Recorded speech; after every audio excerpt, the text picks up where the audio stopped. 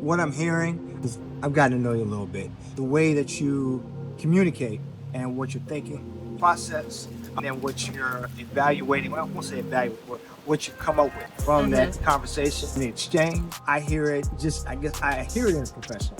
But that is you that I've come in, and it's just who you are and how you express. So like here, it's, how you're bringing it here and the questions I'm asking. To me, it is just so very direct and so very simple because you say it. It's not like, well, I'm missing parts, something she ain't saying.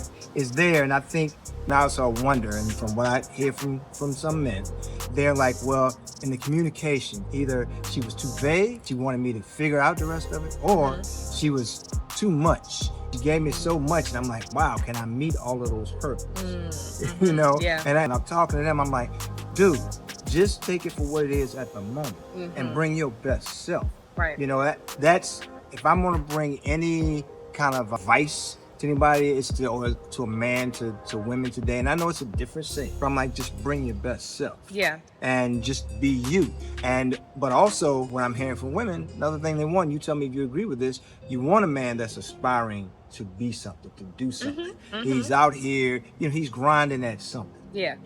I don't take it, again, another view of how some young ladies are looking at today. And I know a couple, they want, you don't step to them with already a lot of cash, have created something really big, known on the social media world, baller, they like, I ain't got time for it. I don't care how nice you look, how well you stepped to me, how well you spoke to me, how all of those positive things, that you are hardworking, you got a regular job.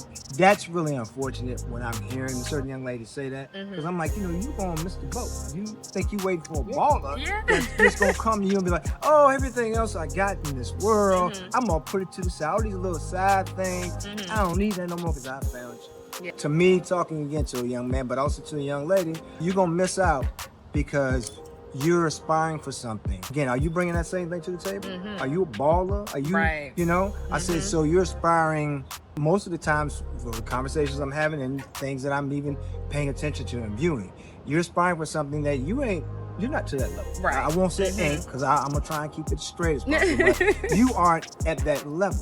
So you're going to just be another of the group. And you're kicking out these good young men. Yeah. Who, because that's unfortunately seems to be lesser of today, because young men are having some issues within themselves and trying to figure out who they are, where they're going, what they want, going after what they want, getting the education they want, or getting the training or the professional background to do what they want, and I think that's just a part of our society today, unfortunately. But for those young men who are figuring it out and out there making it happen and going after their passions, but they may also make sure they make ends meet. They got that good job. Right. But they're coming out to some of these young ladies that aspiring again for this baller, or aren't direct, or they want some immediate gratification. And I see that as a big issue, but that's why I like talking to women like yourself. You got your thing. You're already doing you. You're not waiting for somebody else to help you create it. You don't need somebody else to help you create it. And really what I'm saying, tell me if I'm wrong or right, but you don't need a man, but you like a man and a good man in your life to help you to continue to build. And I'm gonna say this, we do need.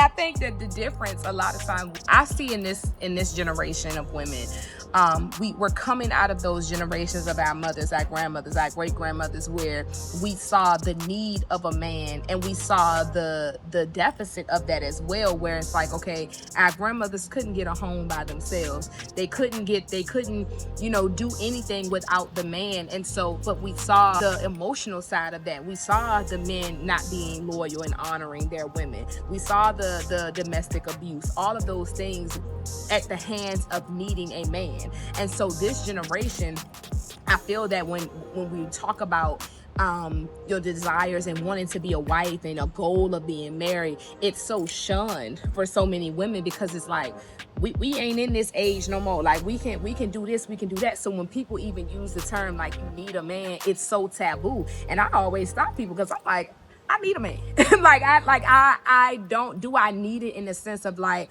oh my gosh, I can't breathe without it. I can't live without it. No, but to sit here and say, like I hear some women say, they would be okay with not being a wife, but they're not okay with not being a mom. I think I'm the opposite. I think that, do I desire to have children?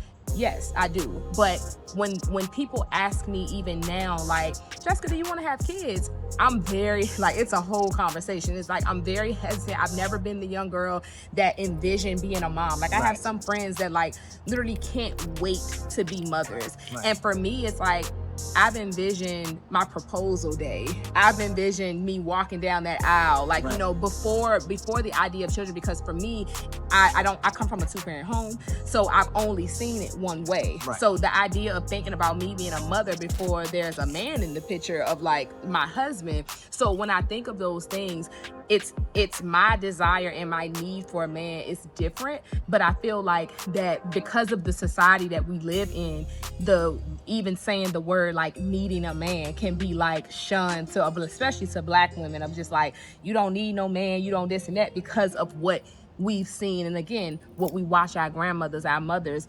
aunts, whomever have gone through, because the generation was so different, where they had to have a man back then, whereas we have the choice now. Right. Yeah, you don't have to. You don't have to. Mm-hmm. But you said you still need a man. Mm-hmm. Yes.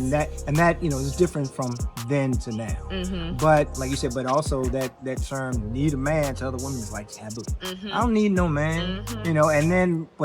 And what I'll say about that, what I noticed was that the women that kind of have that edge about them, I don't need no man. Well, I won't say every woman I've met that says that, but a majority of them don't have a man in their lives. Not saying they can't get one, but they have that edge to be like, I don't need you. And it's like they put that out to me. Put that out there. And I'm like, if you want to give this guy a chance, see if he earns all the things or earns you.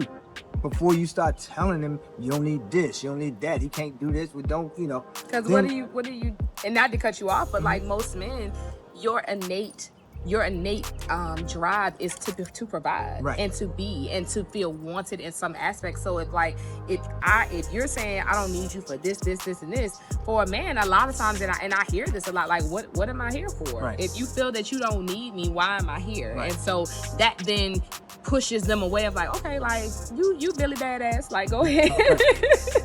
So it's a whole podcast in and of itself.